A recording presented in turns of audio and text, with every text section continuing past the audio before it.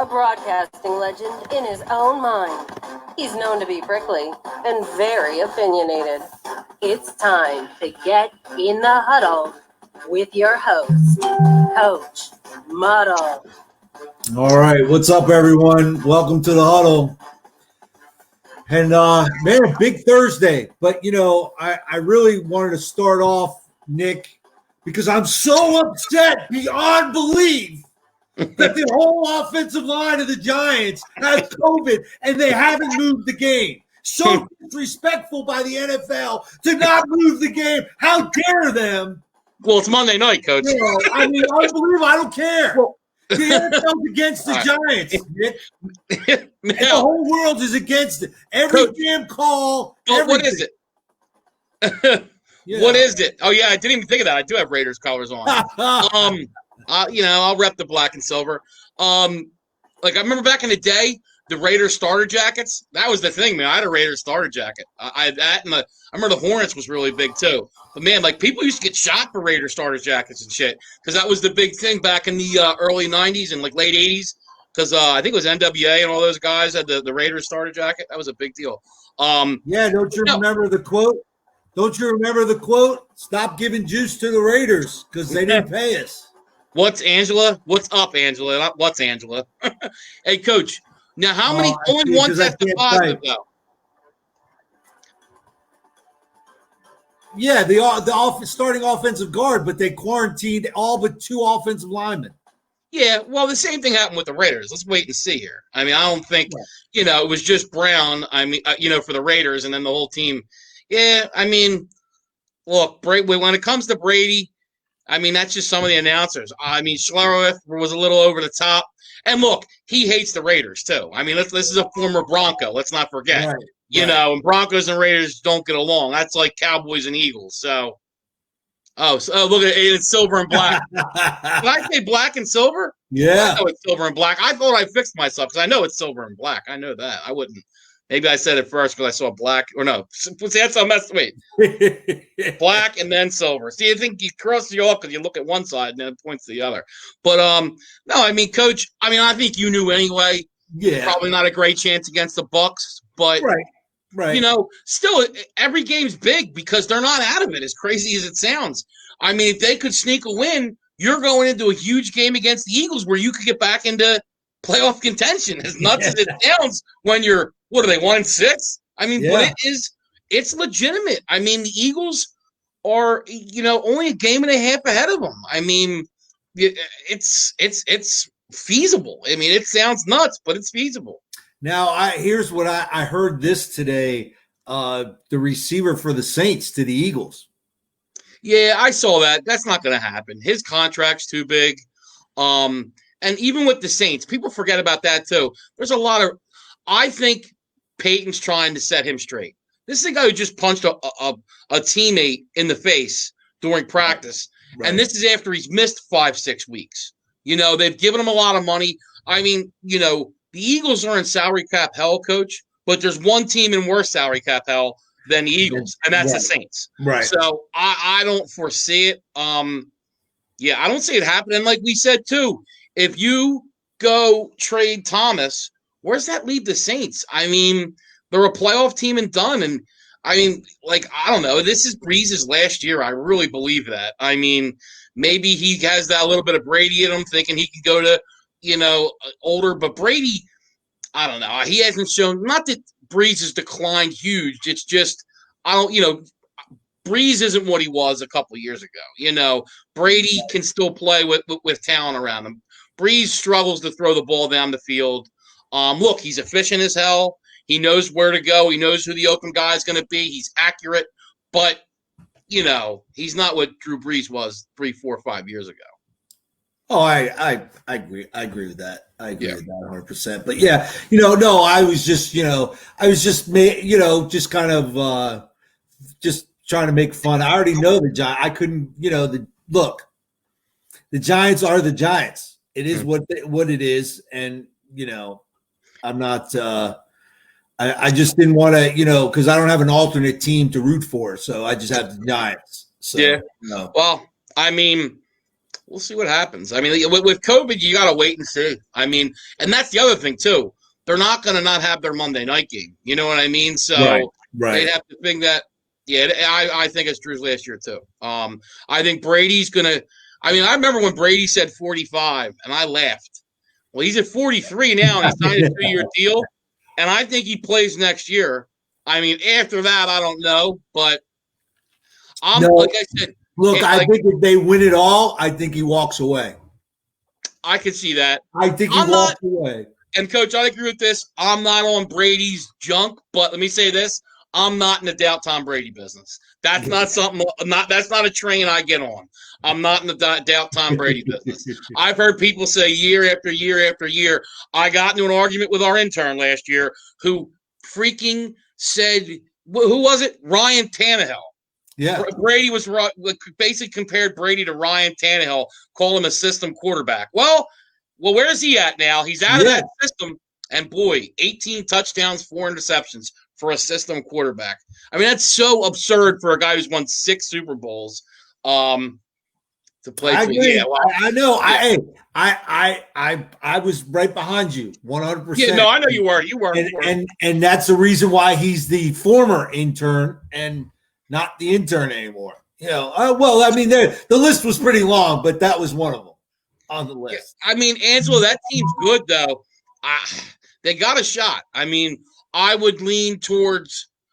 You say the Chiefs, they hate the Chiefs. You can't win with Raiders. It's me. You say the Chiefs, they hate the Chiefs. You say the Bucks, they hate Brady. Yeah, I don't think the Ravens are going to win it. I think it's honestly Chiefs, Steelers, Pittsburgh, Tampa, Super Bowl. Yeah, I mean, it could happen. You know what's funny too, Coach? I didn't realize this weekend, Pittsburgh, Baltimore, first time Lamar and Ben are going to face against each other. Because, Lamar's first year, he got in later in the year. Right. Twice. Last year, Ben's hurt. I didn't compute that though, because it feels like Lamar Jackson is in like year 4 a little bit here. He got an MVP and all, and but year 1 it was later, and then last year was the second year MVP year. I was a little surprised by that, so that's a little interesting. I'll give that winner out on who I think is going to be the winner, which will be the winner. So on Sunday, obviously, but you want to talk about tonight's game real quick? I do want to talk about tonight's game. Look. This is a tough one, man. Honestly, this is a game I'm going back and forth with. I really am. When you look at the two teams eye test, Panthers are a better team, no doubt. Panthers are the better team, you think. But then, like, you look at it, the line is 1.5, Coach, with the Panthers at home. That's a Falcons line. Because, you would think, obviously, the Panthers be favored by 3-4 points. It's a Falcons line. But, then you start looking at things, too, with the Falcons. They were very injured early, okay? And I know we play the needs. Yeah, exactly. Hold on. I know you say woulda, coulda, shoulda. But, Coach, last week, if Gurley takes a knee, they win that game. And that's all you need to do is take a knee and kick a field goal. You're not 1-6, you're 2-5. Then you had the Dallas game with the onside kick. Well, now you don't make that mistake. You're not 2-5, you're 3-4. Then they blew the Bears game. So they're not a 1-6 team. I mean, literally one play here or there in a couple games. And I get it. They play bad situational football and didn't get it done. But still, there's 3 games, Coach. You flip, and they're 4-3. So Falcons aren't as bad. And let's not forget, too, these two teams since 2013, they've always split their series. And the Falcons and Panthers already played earlier in the year, and the Panthers won. So some of the trends are going towards the Falcons. They haven't obviously had a team sweep the series since 2013. So it's been every year since 2013 they've split their series. So I'm going to go Falcons tonight. I mean, honestly, it would be really a game I'd stay away from, but I'm a degenerate and I'm up big money. And I need action tonight, so I'm definitely gonna. Yeah, because yesterday was killing you. No games yesterday. Nothing going on yesterday. I was for the first time in a while, right? I know. I was counting ceiling tiles last night, man. So now, I was gonna wait for Stiz to kind of chime in because I want to know what his prop bet was on weighs the Falcons find a way to lose the game. With the new way to find a way to lose. You know what? Last week, man, it was on Gurley. I mean, the coach Raheem Morris, who used to, I believe he was the head coach in I did. But Raheem Morris, it wasn't his fault. He told Gurley. McCaffrey's not playing tonight, Brian. Yeah, McCaffrey is out. Yep. No, he's out. They say, he's not playing tonight. Yeah, he's out. So, yeah, I mean, look, Teddy Bridgewater looks good, but I think Stiz is on the other side on this one tonight. I think he said he liked the Panthers, and it's a tough game. It's a tough game. It's probably a coin flip. Yeah, look some props up, Stiz. Maybe if you want to throw something out there. But who do you think's going to win? I like the Panthers. I just do. I think Matt Rule's got him playing well. Matt Rule's my guy. Okay. So that's what I think. And with the Panthers too, when it comes to McCaffrey, I'd be very careful because things are starting to look positive for the Panthers. You know what I mean? This team's a lot better than I thought they were going to be. I mean, let's not forget their over/under for wins was only 5 games, and they're already 3-4. So you're halfway through the season, less than halfway through the season. So I mean, they're on pace for that 6 or 7 type win season. Good year from Bridgewater.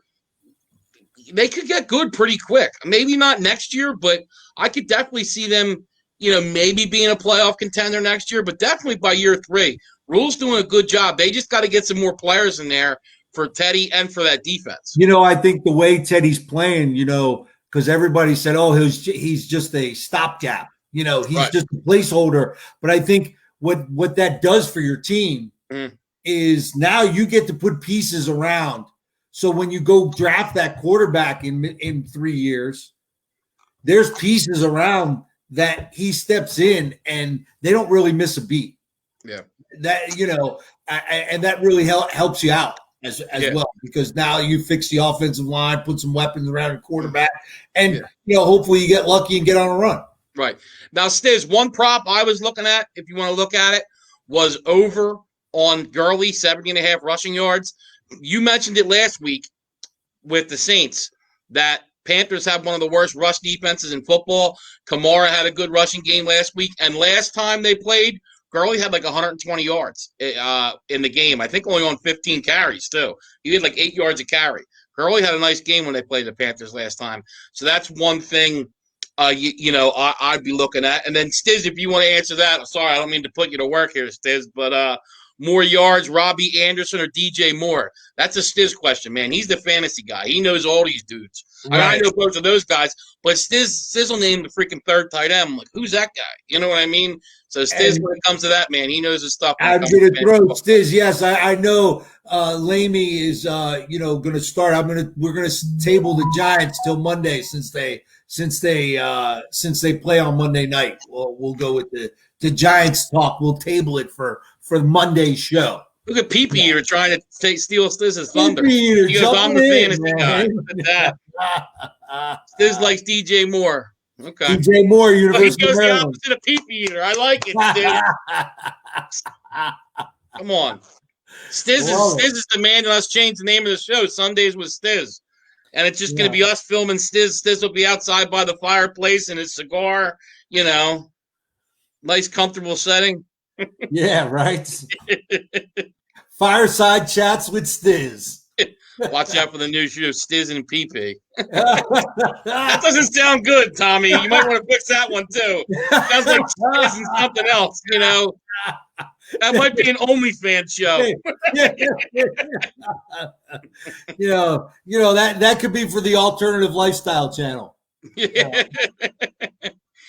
Now, Coach, one thing I wanted to talk about quick, too, and I know you got your guy coming in. There's 2 things. One, the Big Ten. Obviously got a game canceled this week, Wisconsin. Right. And Wisconsin number 9 in the country. And probably had the best chance to be Ohio State's opponent in the Big Ten championship. And you know what? I don't feel bad for the Big Ten. They've done this to themselves. They waited and waited and waited, and now they've made it where they needed to play 10 games in 10 weeks. Where you have no buffer room. And we all knew with college, with all the amount of players and just because it's college kids and partying and all that stuff, What's going on, Jason Dean? What's up, Jason Dean? Yeah, it was gonna be tough. So it's the I blame the Big Ten. I do their own too. I fault. do too. You know what? It falls all on you for being a pansy and not following suit.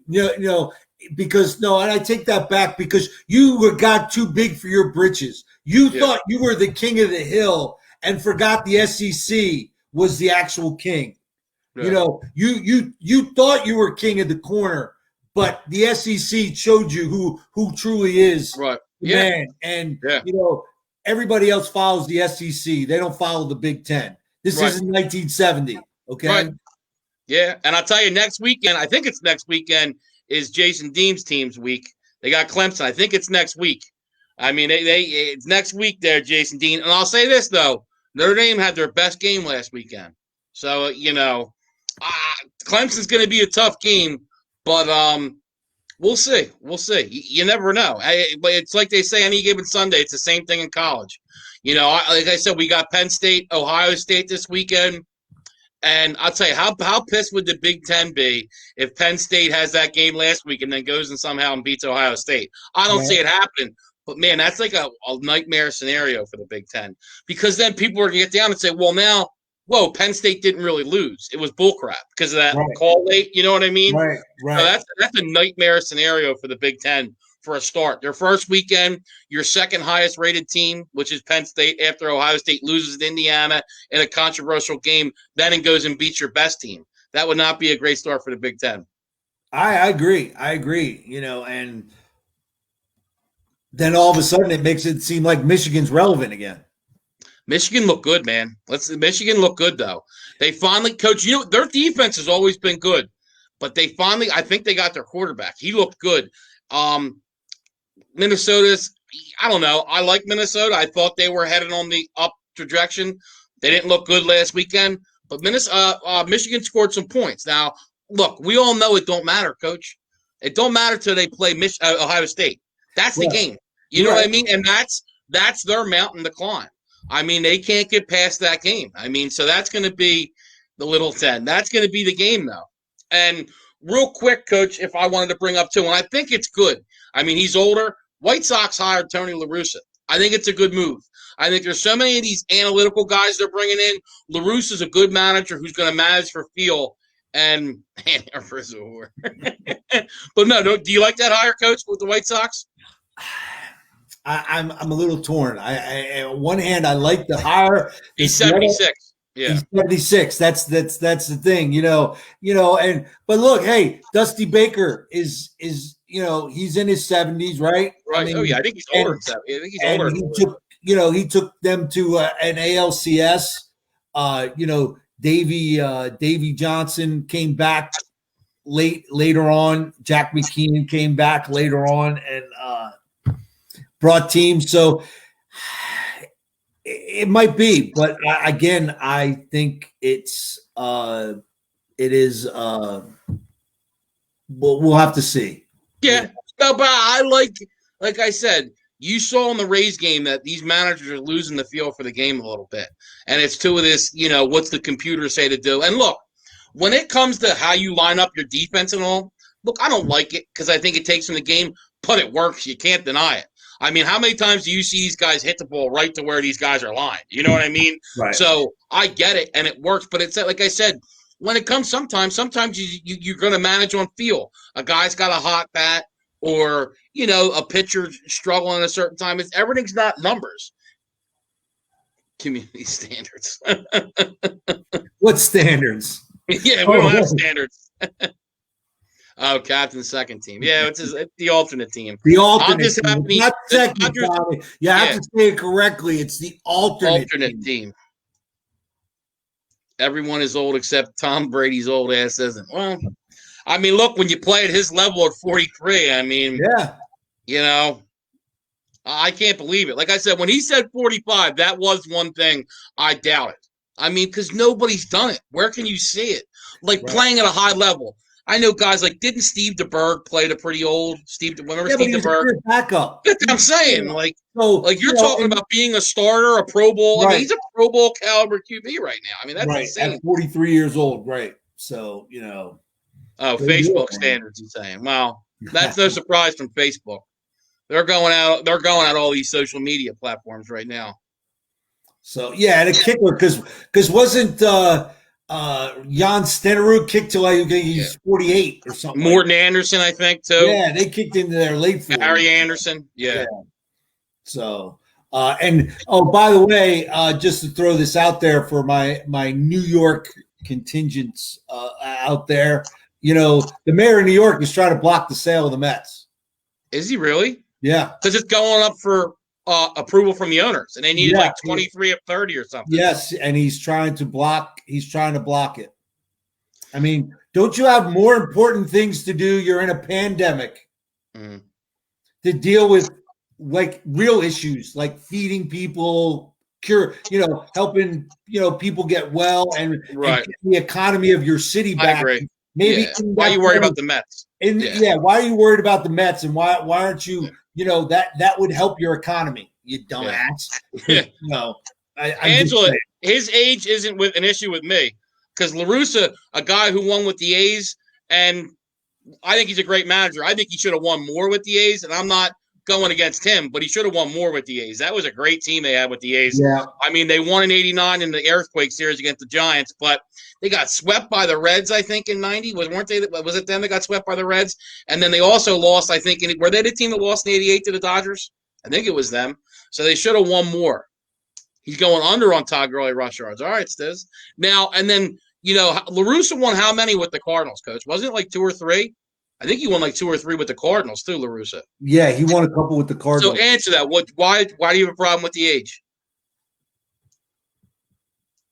I think she said why is age an issue? Well, yeah, because you said his age was an issue. I said the age.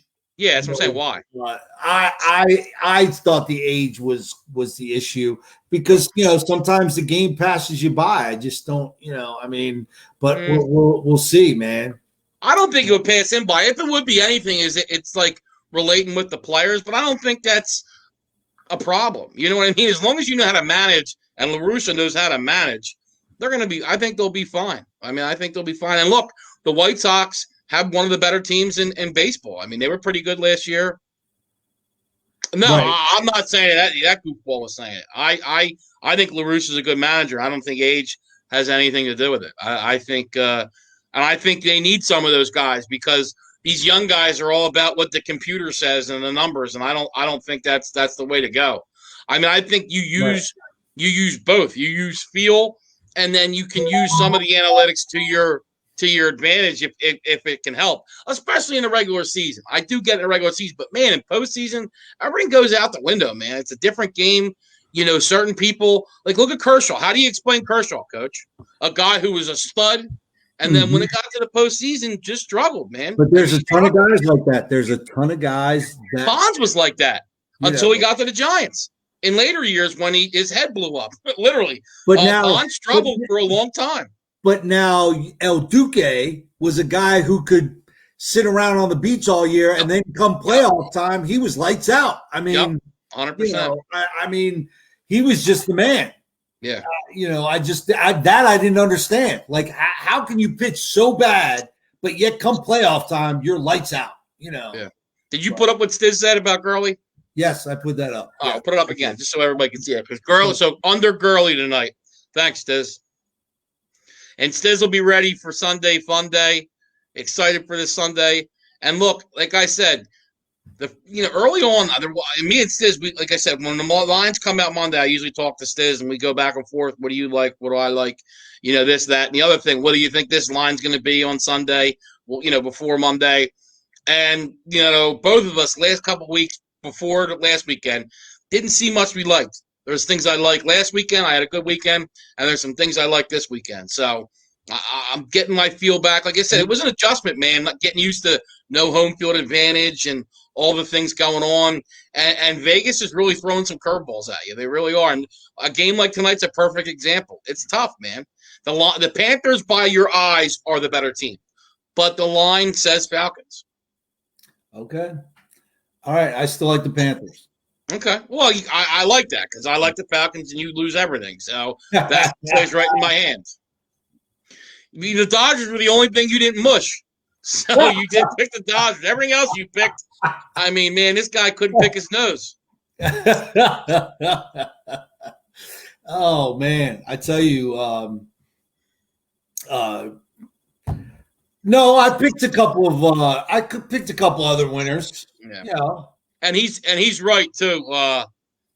There's so many injuries, it is hard to handicap. That's another thing that it's been so hard to factor in. There's been teams that are, I mean, a lot of teams with just so many injuries, and it's San Francisco, the Chargers, the offensive line, defense, Falcons, their whole secondary was hurt, Eagles, Cowboys. I mean, it's been the Raiders had some injuries. You know, it's been pretty damn wild this year. All right, so we're gonna get ready to switch over and talk local high school football. Sounds good. You got so what do you got tonight? What are you doing? I'm gonna go Falcons. I mean, like I said, I'm betting it just because I got I'm up money and I'm a degenerate and I need the action. So, but yeah, I mean, I'm gonna go Falcons. Like I said, I don't love it. You know, I wouldn't go crazy on it, small play. But, I mean, like I said, I'm going to make a pick because it's Thursday and it's one game, and I got to make a pick, so I'll go Falcons. All right, Falcons. We'll see. All right, everyone, don't forget, we're still on. We're just going to switch over. Like Dave Garrison, my broadcast partner, is going to be joining us here in about a second. Okay. As soon as I tell everybody, don't forget Sunday morning, 10 a.m. Stiz will be there with all your fantasy hookups, and Nevada Nick will have his picks, man. So, right. Join us Sunday morning, Sunday fun day. And Stiz just put up too. The over/under is 51.5. I would think you got to go over with that because over. I was going to say under. No, you go over because, look, the last game was 23-16, so that's 39 points. So people are thinking, oh, they didn't score much, but that's the other thing I didn't bring up too. Panthers win by a touchdown. Julio Jones didn't play last game. Now they got Julio Jones back. And Stiz, if you could comment in there too, Julio Jones is good for tonight, right? I know he was kind of banged up like a week or two ago, but I'm pretty sure Julio Jones is good tonight. But, yeah, I would go over 51.5. It's going to be you got two good offenses, two struggling defenses. I'm going to go over 51.5. All right. Good deal. All right. Thanks, Nick. We appreciate you. We'll see you on Sunday, man. Sounds good, buddy. Hey, Dave. How you doing, man? I'm doing well. How are you? Look at him wearing his Eagles hat like it means something. Just to remind you about last weekend. It's the dumpster fire that is the NFC East. But, hey, I'd rather be on the top of that dumpster fire than the bottom. Oh man, I know we can't get the Jets to win a game now. I'm mad because we have to play the Washington team again. So we'll have 2 wins, and I don't see the Jets getting a win. So I don't know. It's good. I think it's maybe the Cowboys and the Jets for that top pick. Well, the Cowboys already have their 2 wins, I think. So we'll see. It is what it is, I really I thought I wouldn't be surprised, that we would see Fitzpatrick or maybe Cam Newton to the Cowboys this week or this weekend by Monday, I mean, they lose to the Eagles, it's a long haul back. Yeah, well, honestly, I could see the Cowboys tanking the rest of the way out. Because Jerry Jones honestly doesn't want to pay Dak, just doesn't want to pay him. No, I agree. And I think this is their way. Okay, we're done. We'll pay you your money. You go find another team and move on. And he'll be able to at least maybe get Justin Fields. There's the kid from North Dakota State I'm not as high on. And the kid from BYU is kind of starting to, going to make a play. I mean, I haven't seen him play yet. It is out west. I don't get to see much of that football. Yeah. But as an Eagles fan, I'm not overconfident about Sunday. Yeah, we barely beat the Giants. So what does that tell you? Right. Well, we have a tight end who can't catch. Yeah, I mean, Well, let me ask you this, though. Let me ask you this. Do you think you see Zach Ertz in an Eagle uniform again? I don't think so. They're even talking about Goddard playing this weekend. Yeah, I think I don't think he won't be traded because he's on the IR. right. He's on the IR. He's not coming back. I know that the Eagles tried to keep him off the IR to trade him. Yep. They couldn't. They had 2 possible offers out there. Right, and once they Bay found was one of out them. hurt, they reneged, so they had to put him on the IR. Yeah, and their cap situation next year is a mess. So if they can unload Ertz and save a little bit of cap money, they have Goddard. I mean, Ertz has been horrible this year. I don't think he's made more than 2 catches in a game. And I think part of that's the contract, but Yeah, because I mean, he dropped I felt in week 1 he had that key 4th down. yep, You got to catch that ball. and he doesn't miss those. Right. And honestly, I think he's in his own head too. A lot of those guys there pissed off because they feel like they need to be getting more money. And Well, yeah, he feels like he but had a great career in Philadelphia, and he wants to be rewarded. But he he's still wants on to the finish contract. there. But I mean, it's not like he's making he's still a pretty high paid. I mean, Oh yeah, I think he's 4th or 5th, and $10 he's not as good as Kittle or Kelsey. Right. He's not making their money, but he's still, at one time he was up there. I mean, so, but, Yeah, I think if you have Goddard and he's shown a lot of skill with Wentz, that you just go with him and get rid of Ertz. Yeah. And I think Jackson's done. I think his contract's over. Isn't it? That was his last game. Yes, but his contract, wasn't it 2 years? I thought it was. Yeah, 2 his contract's over at the end of the year, and he's not coming so back. you move on from him, obviously. And I think Jeffries, I think you're just going to have to cut bait. I don't think anybody wants him. No, they're going to. Yeah, I mean, if they can get him in before the trade deadline and showcase him a little bit, maybe. But he's right now. He didn't practice today, so I don't think he's going to play. Right. So how do you who's taking that? No, I mean, and he's a cancer on a team anyway. Right, because I mean, you're paying him. He's getting $12 million. He's got a big contract. Howie Roseman, that was a huge mistake. Well, I think they had to because you just won the Super Bowl, and all that stuff, and you he tends to pay these older guys way too much money. And now, I mean, look at Jason Peters, who this will definitely be his last year. Well, and because they 1-year deal when they brought him. and because they bonused him, they feel the need to put him at left tackle this weekend, apparently. So well, it's not because they bonused him; they don't have anybody else to play left tackle. yeah, but Mailata has played pretty well since he's been gone. Yeah. I mean, he's played in the last 3 or 4 games. He has played pretty well. I mean, and I'd rather move Peters to guard or right tackle because all those other guys are hurt, but they feel like they gave him more money to play left tackle. I don't know. At least that's what they're saying on sports radio. Right. They're always right on sports radio. Absolutely. That's why we get to talk about it. So yeah. So let's get into. We have a probably one of the state powerhouses in the last probably 5 years now. They have 3 of the last 5 state titles. Yep.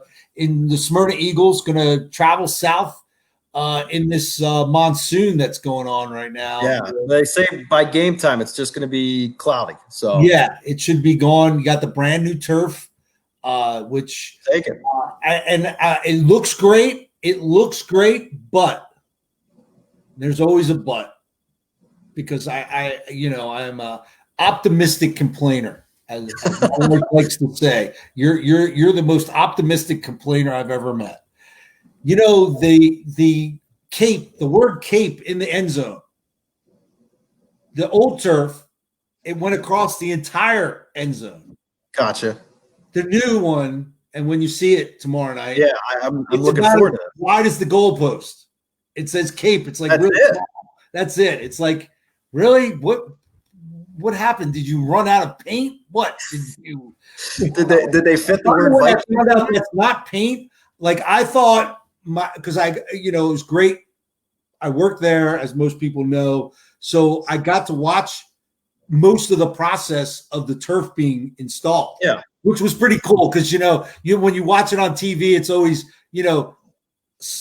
fast mode, and they go in, but to watch them every day. And I thought it was like a rug in your house. They just giant carpet, they roll it out, they tack it down, you're good. No, it's they roll the rug out, but all the white lines and stuff are stitched in. All that's stitched in. Okay. So the cape stitched in? Yes, it's all stitched into I watched them do that. It took them. Maybe they didn't realize it was so small and they already had it laid down. Yes, I guess. I don't know what the deal was. But I haven't seen any tape on Smyrna. I'm going by the score of last week's game. They scored 40 points. Yeah. And so they're back to their old selves of high flying offense. I saw a little bit of video, but they had over 600 total yards. Yes, and you add another Knight into the mix. Yeah, Will Knight's younger brother, and I apologize to the Knights because I didn't do my homework. I don't know your first names, but now there's two Knights. Yeah, I saw Kazir Knight and Wayne Knight. And Wayne, yes. Yeah. So and Wayne's the junior, correct? Yep. Yeah. And he's. I mean, I think they averaged last year about 108 yards a game or something. It may have been even a little bit higher. And he had an amazing rushing game against who they played, Dover. Yeah. And passing, I mean, Aiden Sanchez, the quarterback, had 4 TDs, passing TDs. Yeah. So, so it's going to be different. It's going to be a track meet, and I'm very interested to see, because I feel like every team that plays Smyrna falls into their trap. Mm-hmm. You mentioned that. Their trap is, I'm going to play fast and I'm going to go for 2-point conversion. Mm-hmm. And as soon as they make that 2-point conversion and you score, everyone feels like, I got to go for 2 to keep up with them. And then they don't make it. And, it's the hardest 2 yards in football. Yeah. And if you don't practice, it's very hard. Cape accidentally got 2 last week. So yes, it is, and it's just something. And we saw, and I only bring that up because we saw Cape go for 2 after, the Central got the 2, and the only reason why they took that 1 point off the board because of a penalty. Yeah, they were on the 1 yard line. 1 yard line. So it made it a little bit easier. They wound up getting the 2 points. And I just feel like, that's going to cause you some problems tomorrow night if you think that you're going to go in that 2-point. Yeah. 2-point game is what I call it. Yeah, Cape can't get too far behind because they're going to have to score some points. Smyrna, they look really good from some of the highlights they had up on the Max for Sports website. It's going to be a tough game. I was, limited knowledge on what Cape looked like last year, but I thought they hung in there pretty well against Central. I talked to the defensive coordinator for Cape. I gave him a lot of props. You open up the game and you stop one of the most powerful offenses in their own right 7 times, hold them to a field goal early on, and that's got to be a big boost for those kids. I agree. Basically, run out of the building the year before that. So that's a big building block, and I think after that they did kind of settle down, and that really, you take away that 2-point conversion with the muff punt. Yeah. You take that out of the mix. I mean, Cape really had an opportunity to drive. Yeah, and they had the callback touchdown with the penalty early in the game too. So, you lose 47-0 to them last year, and you hang in there, for most of the game, keep it at about 1 score. I thought they, defensively they hung in there, and if they can get some sort of passing attack. I think both sides opportunity to pass. really, because I really felt that if Central caught the football, they that score wouldn't have been as close as it was, because Cape's passing game was pretty non-existent. Yeah, but we talked about Burton being wide open most of that game on the outside. Yes, and then never took advantage of it. I mean, maybe one. I think he was targeted four times all night. But there were times when they were just totally playing off. They just said, "We know you're going to run the ball." Yeah, and it's going to be interesting because with Cape, you go back, their defense. What do they do Friday night? Because you can't stack the box to stop Knight, because they'll burn you. Obviously, they can throw the football all over the field. Yeah, now, Sanchez can make all the throws. He's going to be playing on Saturdays somewhere next year. Oh yeah, I mean the only hope they have, Sanchez threw 2 interceptions. Hang in there with a turnover. I think they had 1 fumble and 2 interceptions. So, right, and you have to capitalize on those turnovers, and really that you got to make Smyrna beat themselves. And I think if they can really get those 8, 9, 10 play drives, march down the field, chew up some clock, when the back judge and it starts raising his hand for the last 10 seconds, then you snap the football, chewing up as much time as you can. And I think forcing Smyrna to make a mistake. And I mean, you're asking a lot from a young Cape team to play mistake-free football. But that's what they're going to need. They're going to need that. But the encouraging point is you went to the Castle, and granted, you had that big penalty that cost you a touchdown. But for the most part, there wasn't that many penalties on both sides for being not really.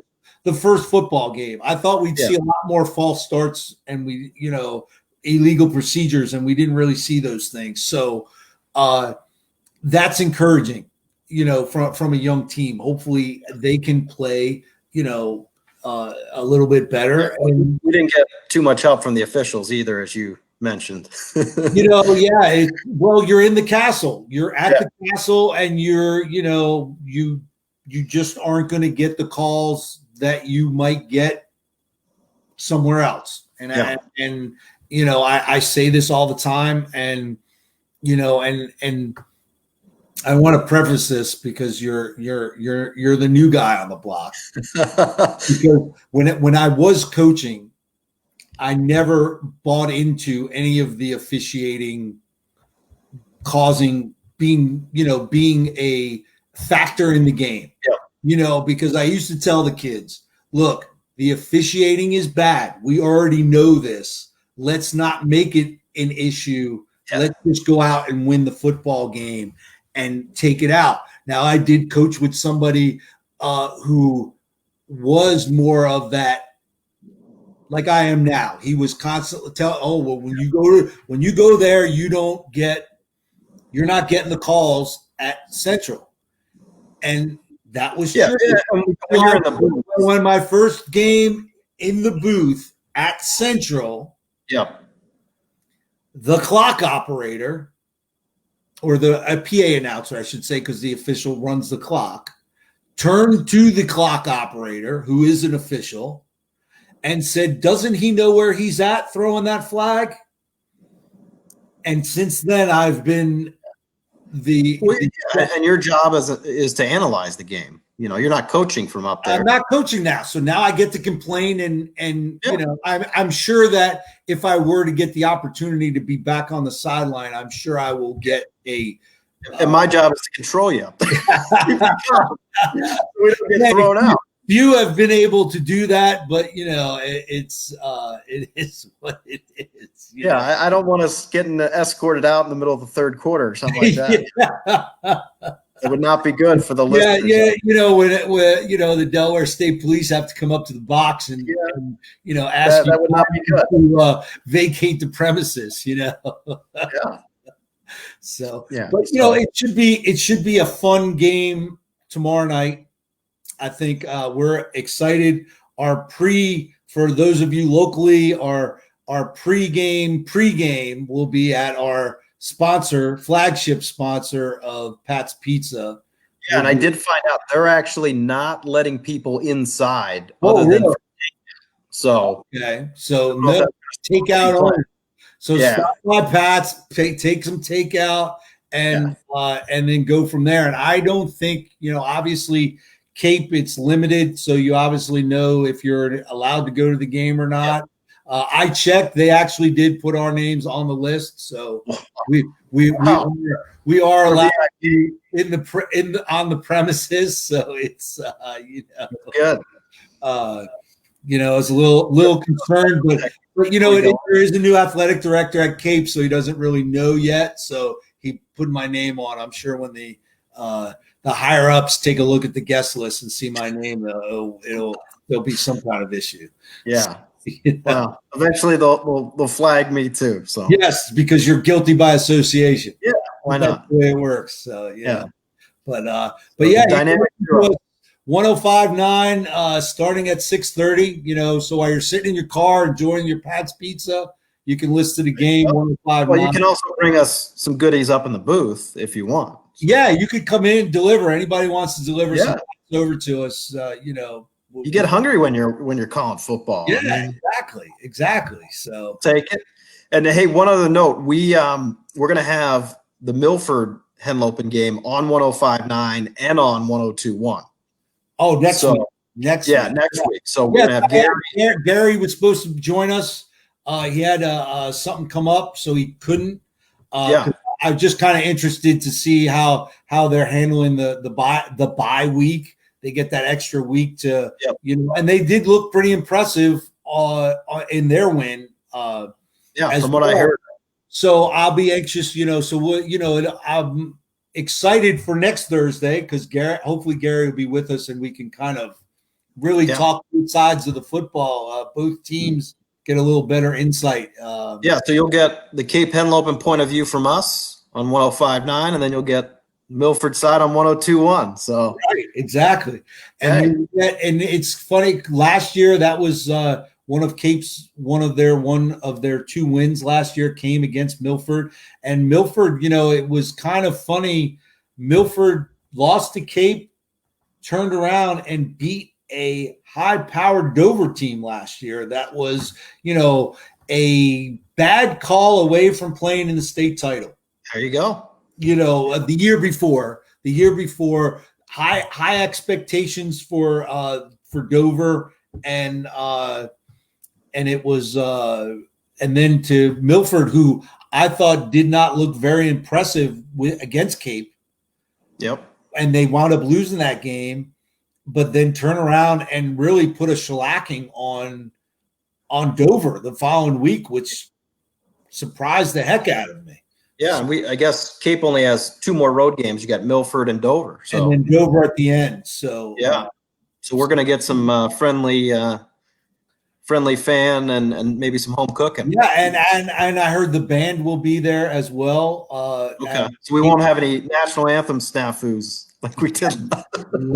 Yeah, big shout out Mike McCrae. He did a great job. Yes, it was just I was telling Billy, our producer, we got to keep running commercials until they figure this out. We had about 4 minutes of commercials trying to wait for the anthem to get done. So. Right. But it was, but he stepped up, sang the national anthem. It was, probably the best I've heard in a long time. So yeah. Hey, we'll take it. Absolutely. All right. So I'll look forward to seeing you tomorrow. We'll be there. We'll be there. Remember, 105.9. We start at 6:30. Will be our pregame. Kickoff is at 7. So tune in, and you can give them in there an app or something they can do for our fans. Yeah, the Forever Radio app on Google or the iPhone. So just Forever Radio, type it in the search button, and you can download the app.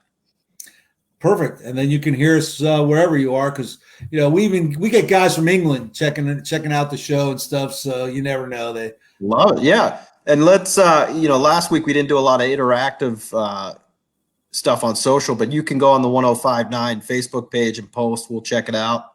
You have any questions for Coach? Absolutely. During the game. And of course, always Coach Muddle, Instagram, Twitter. Yeah, just hit us up.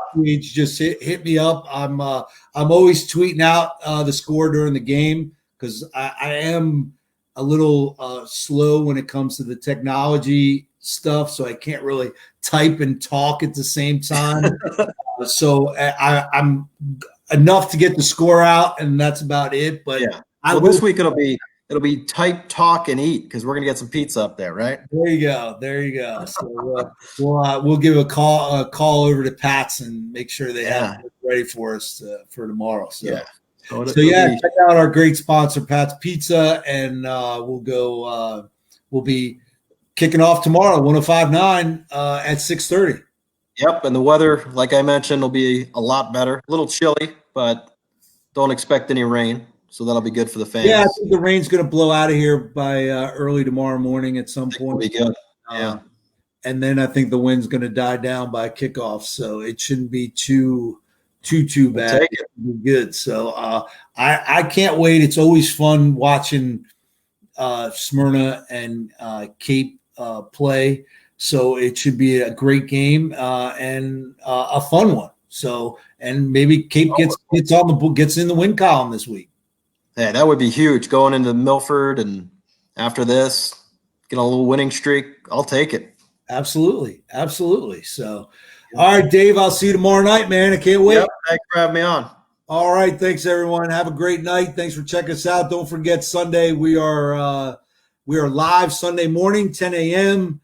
Stiz, your fantasy guru, will join us. Nevada Nick will have all his picks. We'll talk some NFL and whatnot. So make sure you check us out, and we'll go from there. All right, everyone. Oh, yeah, make sure you go over to YouTube, subscribe, ring the bell, be part of my channel, like the Facebook page.